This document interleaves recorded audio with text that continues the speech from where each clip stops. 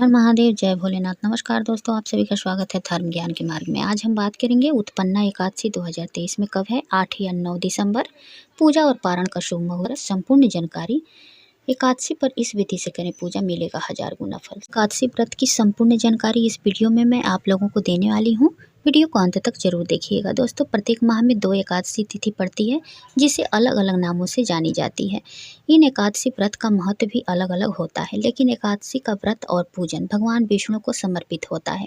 सभी एकादशी में मार्गशीर्ष माह में पड़ने वाली उत्पन्ना एकादशी को खास माना जाता है, क्योंकि इसी एकादशी से एकादशी व्रत की शुरुआत भी किया जाता है। देव उठनी एकादशी और उत्पन्ना एकादशी से भी आप शुरुआत कर सकते हैं। तो इस साल एकादशी व्रत 8 दिसंबर 2023 को रखा जाएगा। और उत्पन्ना एकादशी का जो है पूजा का शुभ मुहूर्त सुबह के 8:19 से लेकर के 9:37 तक है। दूसरा मुहूर्त जो है अमृतकाल सुबह के 9:37 से लेकर 10:55 तक रहेगा। तो इस 2 मुहूर्त के भीतर आप पूजा करें। और पारण का जो है शुभ मुहूर्त क्या है, वो है 9 दिसंबर को दोपहर के 1:15 से दोपहर के 3:20 पर पारण का शुभ मुहूर्त है। इसके बीच आप पारण कर सकते हैं। और पूजा का जो 2 मुहूर्त है, वो दोनों मुहूर्त में आप कभी भी पूजा, भगवान विष्णु की पूजा कर सकते हैं। दोस्तों, एकादशी तिथि जो होती है, एकादशी में हम चाहे वो कोई भी एकादशी हो, बहुत पुण्य देने वाली एकादशी व्रत होता है। और एकादशी का व्रत जो भी करता है, उसके सभी पाप नष्ट हो जाते हैं और उसे सीधे वैकुंठ मिलता है और मोक्ष की प्राप्ति होती है। तो कोई भी एकादशी व्रत करने वाला जो भी साधक, कि आपको एकादशी का नियम कैसे पालन करना चाहिए, सभी महत्वपूर्ण बातें इस वीडियो में हम आप लोगों को बताएंगे। तो वीडियो में लास्ट तक आप लोग ज़रूर देखिएगा। और ऐसे ही वीडियो देखने के लिए अभी तक आप लोग अगर चैनल को सब्सक्राइब नहीं किए हैं, तो जल्दी से वीडियो को लाइक और चैनल को सब्सक्राइब करके कमेंट बॉक्स में जय श्रीमन नारायण और जय माँ लक्ष्मी ज़रूर लिखिएगा, इनकी कृपा पाने के लिए। दोस्तों, हम सभी जानते हैं कि सभी एकादशी व्रत का जो है नियम एक ही जैसा होता है। जैसे कि नाम अलग अलग है, लेकिन मुहूर्त जो है अलग अलग होता है और पूजन विधि जो है एक ही तरह होती है। तो एकादशी के व्रत में 3 दिन का जो है लग जाता है, यानी कि नहाए खाए के दिन से ही हमें सात्विक भोजन आहार में लेना चाहिए। जैसे कि लहसुन प्याज, तामसिक भोजन से दूरी बनाए रखना चाहिए 1 दिन पहले से ही, कम से कम 1 दिन पहले से ही। तो नहाए खाए के दिन से ही लहसुन प्याज का सेवन और मसूर की दाल, बैगन का सेवन नहीं करना चाहिए। दूसरी बात है कि पूजा के दिन, यानी कि एकादशी तिथि के दिन, हम जब भगवान की पूजा करने जाते हैं तो वहाँ पर चावल का जो है उपयोग नहीं करते हैं। अक्षत के रूप में हम तिल का प्रयोग करते हैं। तो आप लोग कभी भी भगवान विष्णु की पूजा करें एकादशी के दिन, तो उसमें चावल का प्रयोग ना करें, उसके जगह पर आप तिल का प्रयोग करें। तो एकादशी तिथि के दिन जो है सुबह सवेरे स्नान करने के बाद जो है एक चौकी ले लें, उस पर आप पीला कपड़ा बिछा लें, खुद आप अपने भी पीला वस्त्र धारण करें और भगवान नारायण और माता लक्ष्मी की पूजा अगर एक साथ करते हैं तो इससे और ज़्यादा हमें पुण्य फलों की प्राप्ति होती है। तो एकादशी तिथि के दिन भगवान विष्णु के साथ जो है माता लक्ष्मी की पूजा भी किया जाता है। तो आप दोनों की प्रतिमा जो है स्थापित करें, या भगवान विष्णु की प्रतिमा जो है चौकी पर स्थापित करें। उसके बाद पीला पुष्प, पीला भोग और जो भी है पीला ही उनको आप अर्पित करें। अपने समर्थ अनुसार, शक्ति अनुसार आप धूप दीप चंदन दिखा करके आप भगवान की पूजा करें। उसके बाद जो है अगर आप को कोई मंत्र आती है तो आप लोग ज़रूर पढ़ें, नहीं तो ओम नमो भगवते वासुदेवाय, इस मंत्र का जप आप लोग ज़रूर कर लें। आप जितना चाहें 51 बार, 21 बार, 108 बार। अगर ज़्यादा समय नहीं है तो थोड़ा सा ही आप मंत्रों का जाप कर लें, लेकिन ज़रूर करें। उसके बाद आप लोग कथा सुने, कथा सुनने के बाद आरती करें, आरती करने के बाद प्रसाद जो है वितरण करें प्रसाद। और आप लोग एकादशी के व्रत में भूल कर भी घर परिवार के कोई भी सदस्य हो, इसमें चावल का सेवन आप लोग ना करें। जो व्रत रखते हैं वो भी और जो नहीं रखते हैं वो भी, उनको भी चावल नहीं खाना चाहिए। ऐसा माना जाता है कि इस दिन सभी पाप जो है चावल में ही जा कर के समा जाते हैं, ऐसा लिखा है। तो आप लोग भूल कर भी चावल का सेवन इस दिन ना करें। अब बात आती है कि हम एकादशी के व्रत में क्या खा सकते हैं।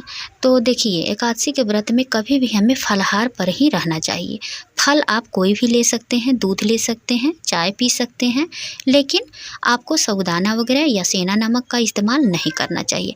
आप केवल फल खा करके आप फलाहार पर जो है एकादशी का व्रत कर सकते हैं। एकादशी का व्रत कभी भी फल खाकर ही किया जाता है। फल में आप कोई भी फल ले सकते हैं। अब बात आती है पारण की।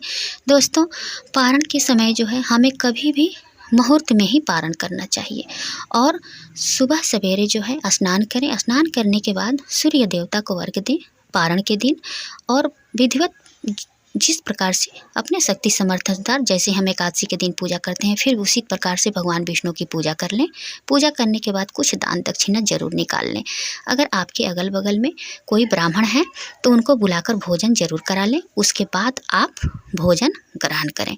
अगर ब्राह्मण नहीं है तो आपने अपने शक्ति समर्थ अनुसार कुछ दान दक्षिणा जरूर निकाल कर रख दें और शुभ मुहूर्त में पारण करें। यानी कि पारण के मुहूर्त जो मैं बताई हूँ उसी मुहूर्त में आपको पारण करना चाहिए। इस दिन गलतियां क्या नहीं करना चाहिए। एकादशी के दिन आपको झूठ नहीं बोलना चाहिए भूल कर भी, और किसी की निंदा चुगली नहीं करना चाहिए। हो सके तो इस दिन आप लोग झाड़ू लगाने से बचें।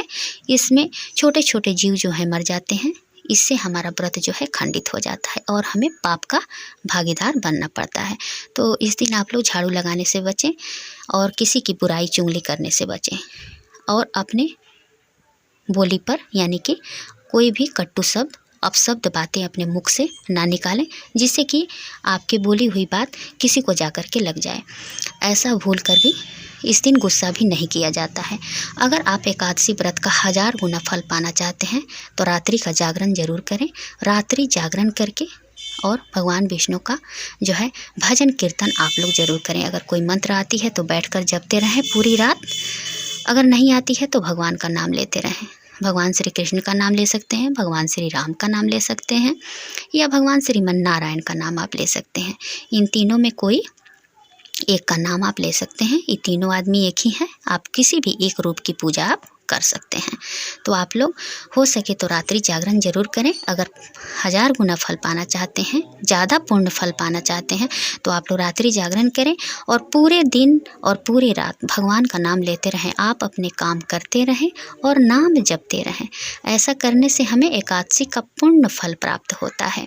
दोस्तों, पूजा में ये नहीं सोचना चाहिए कि हमारे पास पूरा सामग्री होगा तभी जा कर के हम पूजा करेंगे। नहीं, आपके पास जो भी शक्ति है, समर्थ है, अगर भगवान दिए हैं तो आप भगवान को 56 भोग लगाइए।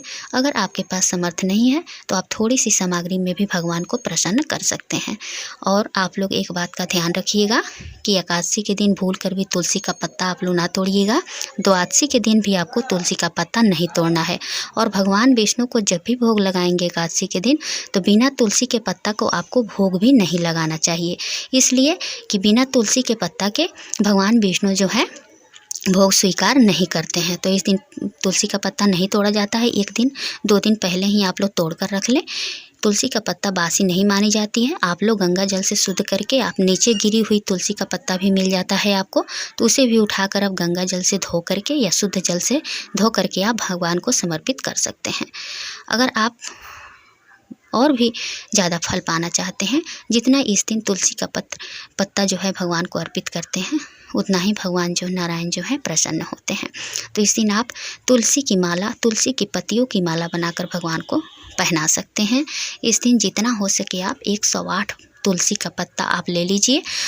आप सीधे बोलिए कि श्रीमन नारायण, ऐसे बोलते हुए श्रीमन नारायण। एक पत्ता उठाइए, श्रीमन नारायण बोलते हुए भगवान के पास रख दीजिए। एक पत्ता उठाइए, फिर श्रीमन नारायण बोल के रख दीजिए। ऐसे 108 पत्ते से आप भगवान को प्रसन्न कर सकते हैं। दोस्तों, पौराणिक कथा के अनुसार मार्गशीर्ष कृष्ण पक्ष की एकादशी के दिन ही माता एकादशी भगवान विष्णु के शरीर से उत्पन्न हुई थी। मूर नामक राक्षस का वध किया था। इसलिए इस एकादशी को उत्पन्ना एकादशी के नाम से जाना जाता है।